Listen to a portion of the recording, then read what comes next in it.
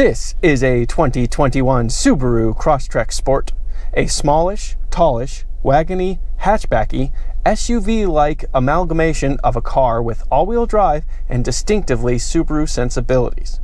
My name is Robin Warner, an experienced engineer and magazine editor, and I want to tell you more about it. What is a 2021 Subaru Crosstrek Sport?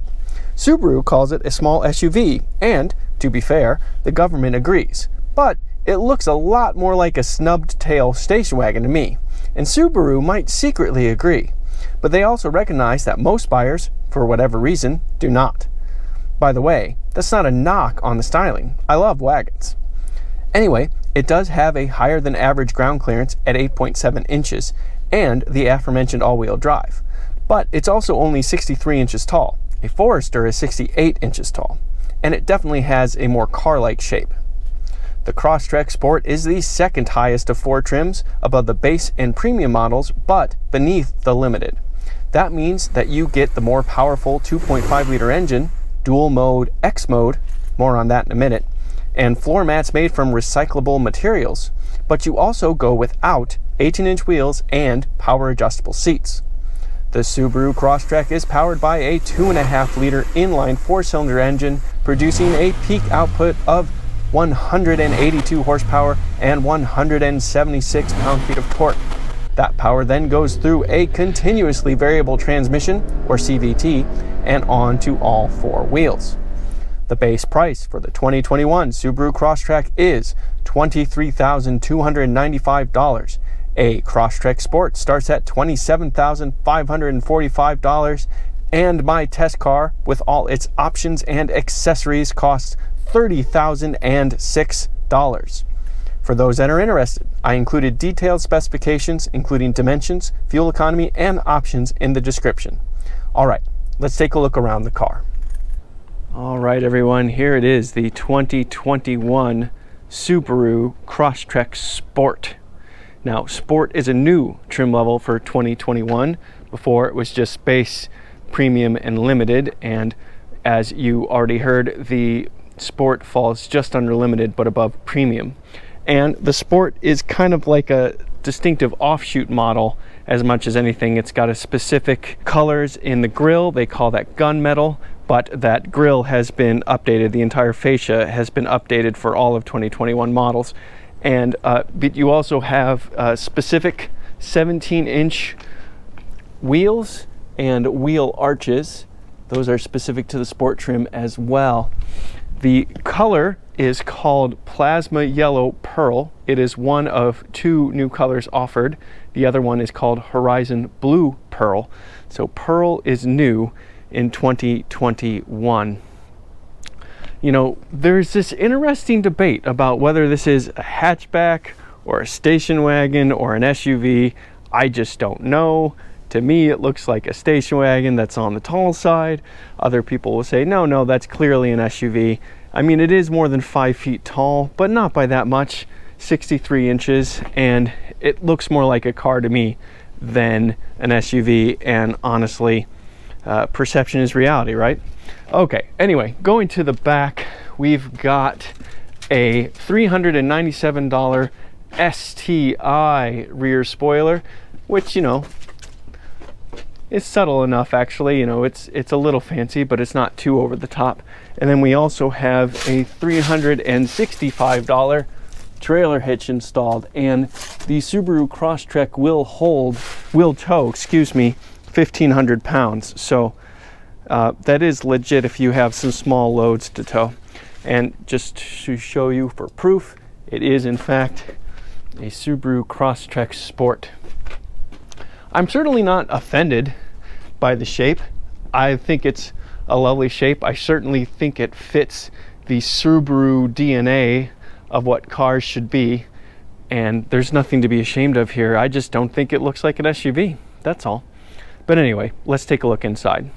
A couple things to point out right away before we even get in. There is yellow stitching on the doors, on the dash, and on the seats, and that is distinctive for the Sport Crosstrek. The material that the seats are made of is called StarTex, and it is water repellent and durable, according to Subaru. And then you've also got, specific to the Sport, gunmetal finish materials, and this is fake carbon fiber right here.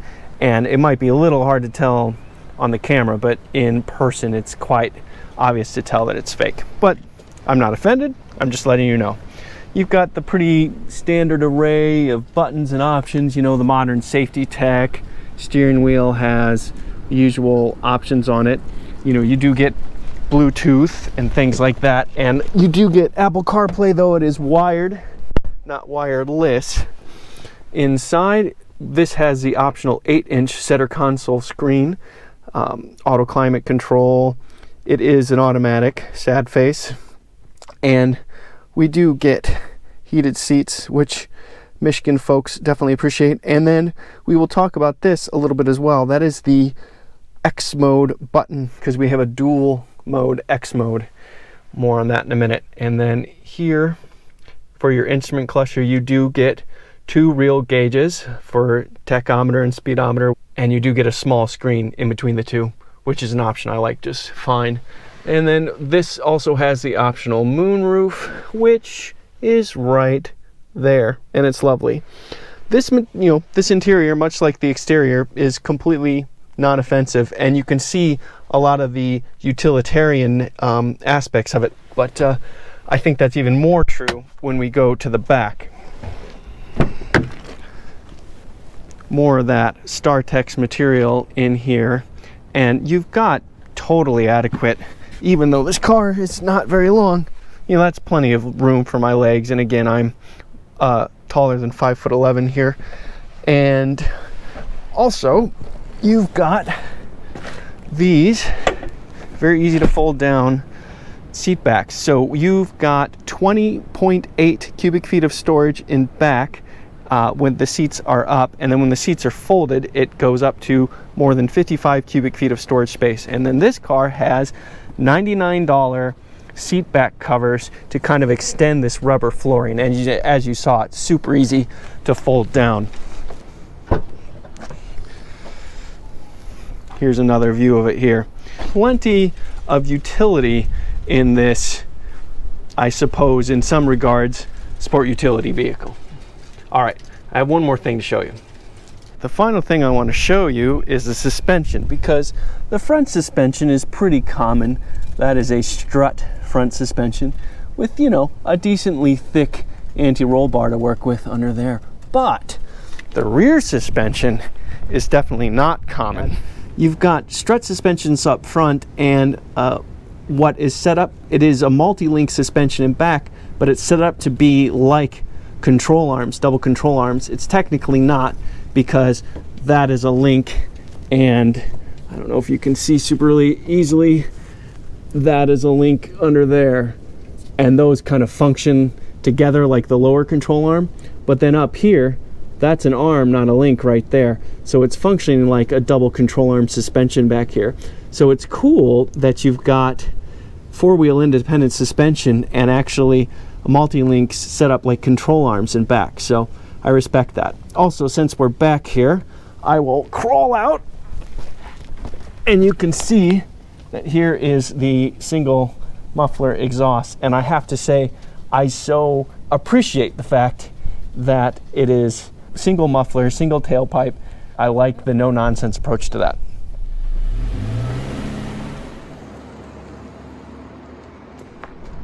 Hi everyone, and I have to say I'm enjoying more than I thought I would driving this Subaru Crosstrek Sport.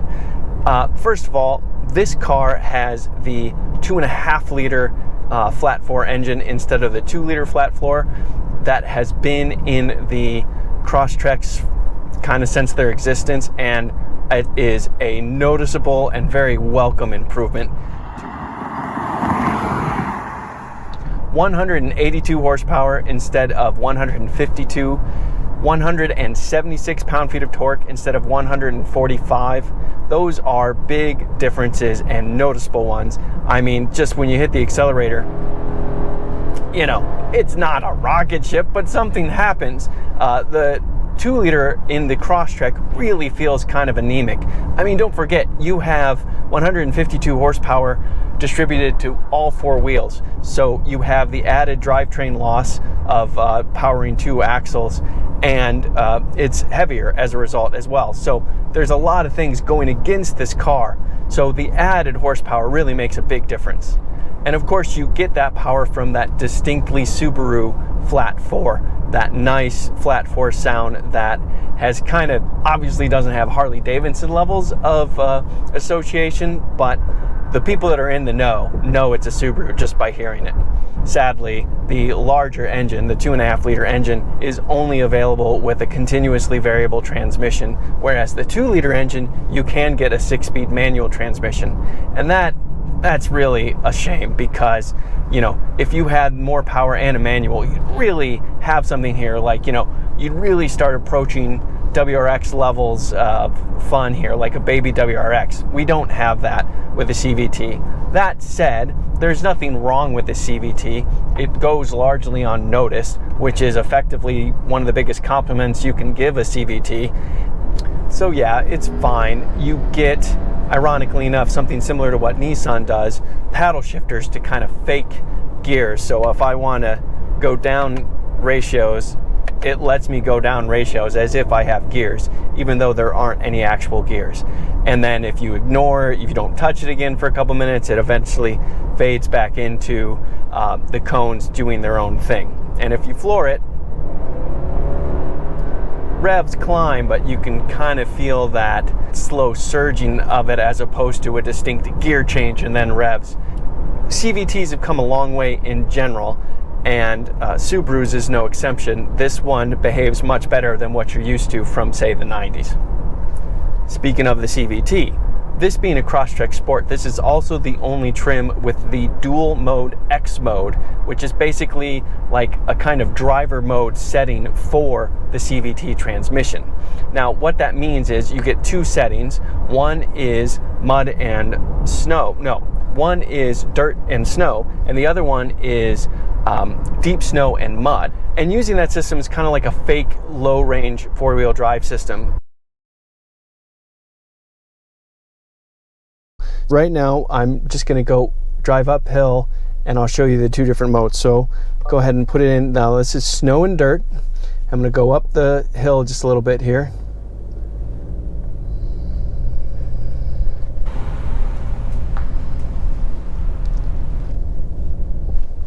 All right, so maybe 10 miles an hour, 1500 RPM, something like that. Now I'm in deep snow and mud. You hear the higher revs. That's the same 10 miles an hour, higher revs. So I just have more torque multiplication and theoretically more slip as well to give me just more torque to get through less than ideal surfaces and still get up the hill.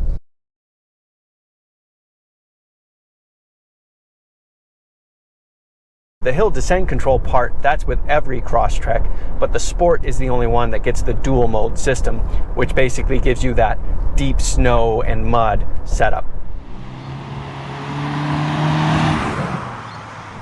So we're not quite done with Powertrain yet, because we also have to distinguish this car from the Crosstrek Hybrid, which is actually a plug-in hybrid with 17 miles of EV range only and a 90 mile per gallon equivalent rating.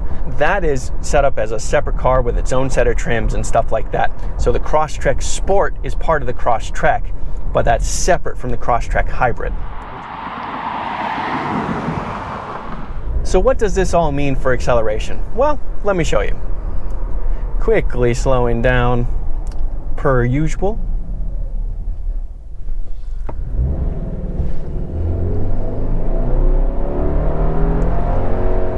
The CVT is a little bit lethargic to get going, but once you get going, acceleration is perfectly adequate.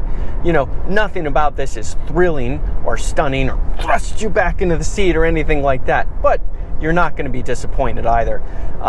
0 to 60 feels totally reasonable. You'll keep up with traffic, no problem. And this is where that 2-liter really struggled. And so I'm very happy that the 2.5-liter exists in this car. But the powertrain is not the strong suit of this car. One of the things I really boasted about in a recent video I did of the Ford Bronco Sport was the fact that I had 65 series tire sidewalls to work with. And the argument I made was that really helps aid in cushioning out a lot of bumps, giving you more flexibility when you're off-road, going over dirt roads, rutty pavement, stuff like that. Well, this Subaru, even though it kind of looks like a car, has 8.7 inches of ground clearance and 60 series tires, which is not quite as good as 65, of course, but pretty darn respectable when you consider everything about this. So this car offers a lot more of that, like, venture off the beaten path, explore a little bit more, adventure a little bit more kind of vibe in a very different, like, styling package. But in terms of objective specs, there's actually more similarities than you'd expect. And that ties right back into that dual mode, X mode setup they have for the continuously variable transmission. There are ways to get out of, slightly precarious circumstances in this car that your normal small SUV wouldn't provide.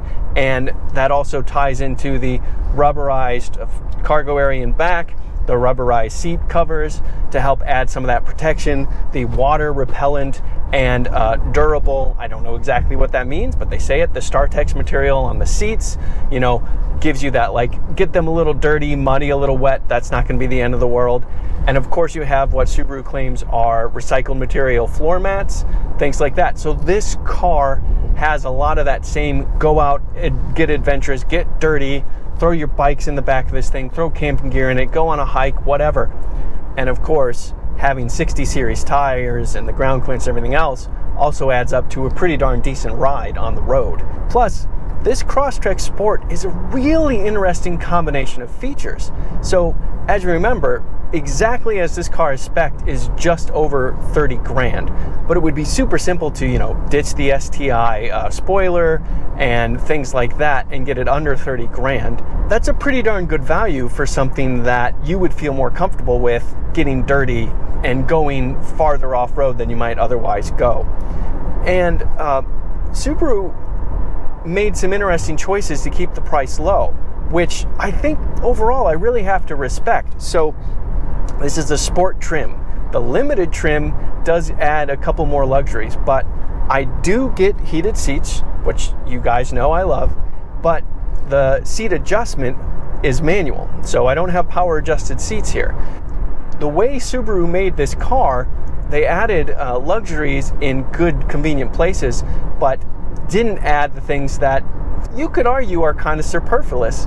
Once you get a seat setting, like if you're not borrowing this car with someone that's 6 inches shorter than you all the time, you can set the seat once and never think about it ever again, and it's fine, right? And then you're not spending the money for power adjustments and you're not carrying that weight either. And I really appreciate just simple things like there's nothing fancy about the exhaust. It's a simple single muffler, single tailpipe in back. Those types of things save money, which means this thing can cost a little bit less, which I really appreciate. Now, when you're on the interstate, it's a little bit buzzier and a little bit louder on the road. So there are moments where it feels a little bit cheaper. Like, I don't think this is the best road trip car for really just long distances on the interstate, but there are a lot of advantages to this car that for many I think would more than make up for those shortcomings. And speaking of shortcomings, obviously you can see where I'm going with this. This isn't a driver's car, all right? The tires don't have a lot of grip. They squeal pretty early, pretty often.